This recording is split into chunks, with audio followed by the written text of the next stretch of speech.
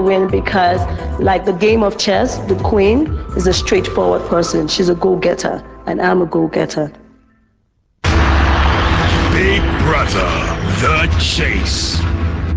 Brought to you by Africa Magic Entertainment, exclusive to DSTV and DSTV Mobile, rated 18. Welcome back, friends. This is still Good Morning Africa on a Wednesday morning. I'm sure you know what Wednesdays are all about. It simply means that it's the day where we try to push our work so that by the time we head to Friday, we can just sit back, relax, and count the hours before we go home.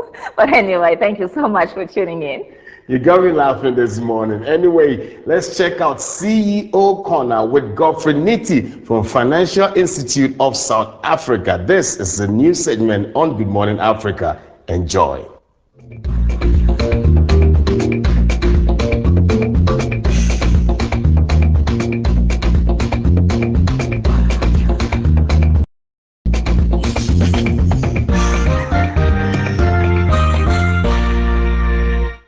On the CEO's Corner and Going Business on Good Morning Africa, we spoke to Godfrey Nti, the CEO of Financial Planning Institute of Southern Africa.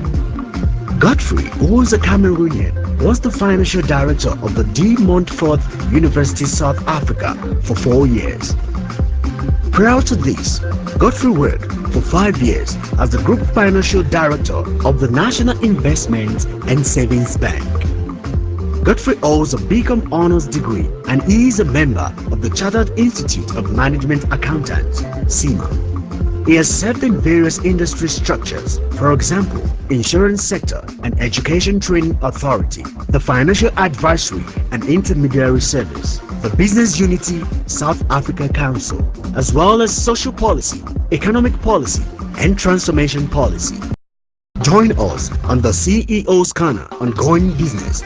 For your comments, hashtag Going Business on Twitter. Welcome back, and he's joining us in studio. How are you doing? Fine, thank you. Thanks. Good. Thank you to have you in studio. It's CEO's Corner, and our main objective is to find out exactly what it takes for somebody to be a CEO and run a company. Let's speak a little bit about the organization that you come from. It's the Financial Planning Institute of Southern Africa, and obviously you're the CEO. What exactly are your objectives, and what exactly do you do? Thank you very much. The Financial Planning Institute of Southern Africa is a professional body, and it can sound like a mouthful, but at the end of the day, what we do is we accredit individuals as experts in financial planning. We ultimately serve the public, and we serve the public by making sure that the people we certify as certified financial planner professionals have come through a very rigorous process that gives us, the public, a sense of comfort that they are the most competent, the most in what they do, and they would certainly put their clients' interests first when it comes to financial planning. Amazing. You guys just had a project that you ran. Let's speak a little bit about that. Thank you so much. I think just recently we had, in fact, as recent as last week, we had the financial planning conference. Every year we have this conference, and for us it's quite a major event because it's one event that brings together the different role players when it comes to financial planning. That would either be the professionals themselves, it would be industry players, the big companies and the smaller companies out there, but it certainly brings together the regulators and policymakers and also consumers, because it is very important that all these factors come together and have a good sense of where the profession is going and how they're going to be and how this country is going to be served. So we always make sure every single year we have the conference. It was very, very successful this year. Now that we've dealt a little bit with the organization, let's come to you and understanding you as a CEO and how you're positioned really within the organization that you represent. Now your pool, if I could put it that, your pool is in financial planning, auditing, advisory. How instrumental are these factors or sort of area of expertise when coming to being a CEO? I think my background is something that I think it helps if you come from you have a strong finance background. Now, what I would say though very upfront is I think being the CEO goes beyond just, I think that finance gives me an ability to pick an angle where it is my strength. However, it doesn't make you a CEO. It could actually make you a good financial director of a company, but not necessarily CEO. Now, when it comes to CEO, it becomes a whole different story. That's what I want to know. That's what I want to know. Is it? Yeah. I believe you. Now, look at it. It becomes very important that you have a good sense of awareness of what is going on around you, a sense of heart, because ultimately you deal with people. Yeah. The office of the CEO can be very, very powerless it really comes down to you being able to do the right thing. Yeah, you can't do it by yourself. So it's very important that you have a good sense of, the people around you, how to find the right people, to surround yourself with the right people, the right energy, how to be able to listen to what people are saying around you, because that helps. That certainly helps to make you a good CEO. It's always a very, I get the question quite a bit, and it's always a tricky one as to, there's no direct formula. Yeah, it's almost like there's a fine line between having your area of expertise, but also having the humanitarian side of you that will able to deal with the human aspect of any organization. Yes. All right. I think if people feel like you get them, you know where they're coming from, you understand their circumstance. Sometimes people go through challenges. Just having to understand that, yes, somebody going through a challenge, and ultimately I need this person to be the right frame of mind to be able to get the job done. Correct. And what you can do to assist that person to be able to be in the right frame of mind can make a huge difference. People want to, they share in the vision, they understand the vision, and they are part and parcel of that vision, and you make them feel it is worth their while to be part of that vision.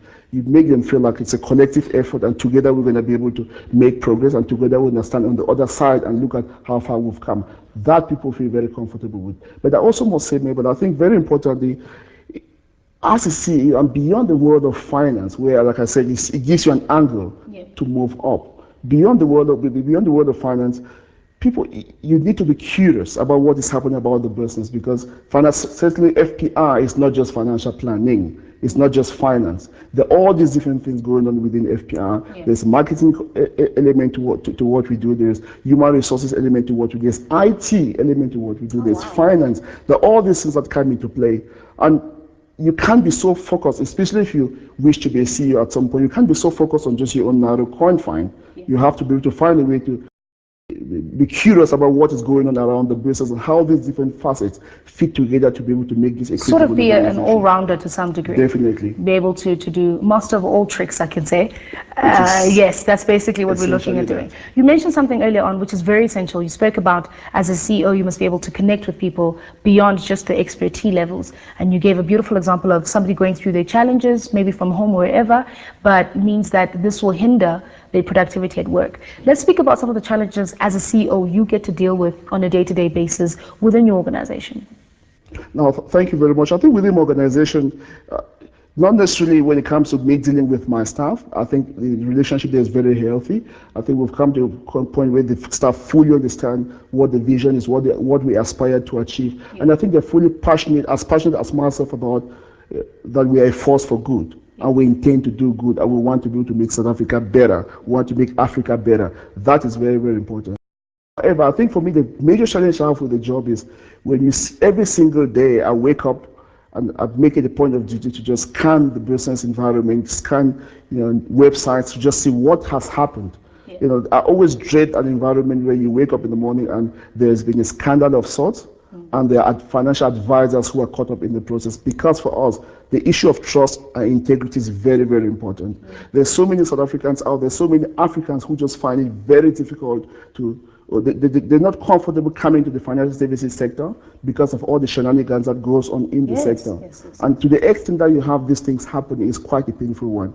All what we are here to do is to be able to make sure that we can build trust in the system. So, but when you have something like that happen, whether it is obviously, just about anybody can commit fraud or missell a product, and all these things happening. It becomes very unfortunate because the trust that we struggle so hard to build disappears in one fateful morning simply because somebody out there has decided to satisfy their own personal self as opposed to really looking after the public. And that makes it a very, very difficult one. Because on the one hand, FPI, we are a voluntary body, we are not a regulatory body.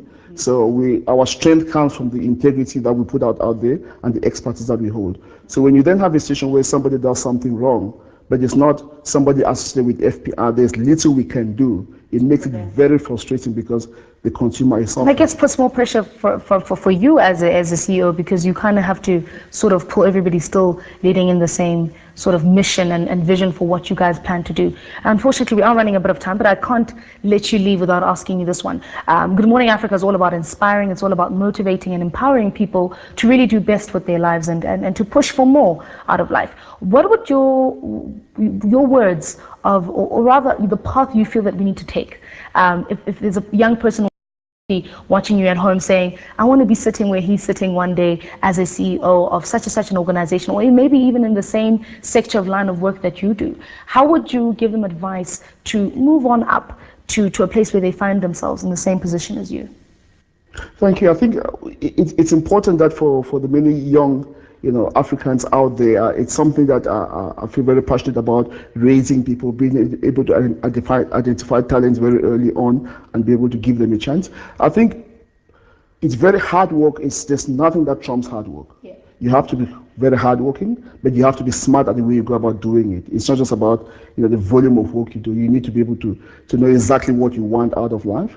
You would need to be able to, by all means, I encourage every single young person out there to look for a mentor to be able to guide them. I've got a few people that I mentor, and somebody mentored me at some point. So it's something I feel very strongly about. But it's all about hard work. It's all about taking into account your environment, taking into account the strain that lies around who you are, and make the best of it. You can never grow into leadership through some other person's eye. Ultimately, it's about you as an individual, and you take that into account and make it work for you. Thank you so much for joining us on Good Morning Africa.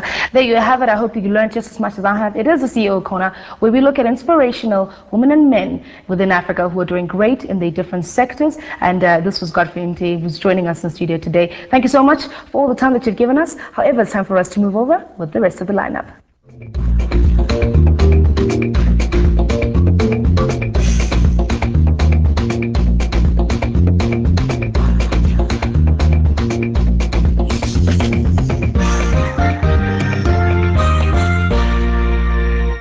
That was Going Business, CEO Corner with Godfrey Nti. I just love my hair. Do you love your hair? Yeah, I like Do you love looking after your hair? Definitely. You know our business now, we for look sharp. Well, I know that our ladies, my sisters, we all love to look good. We love good hair. Well, this one is certainly for us. Up next, I'm going fashion.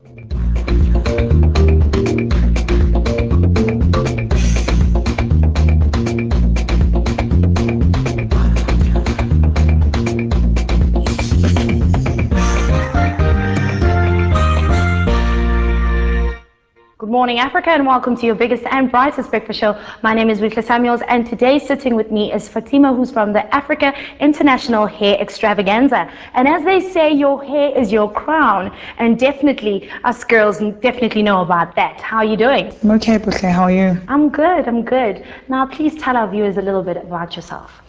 Well, Fatima is an African child. Been fortunate enough to travel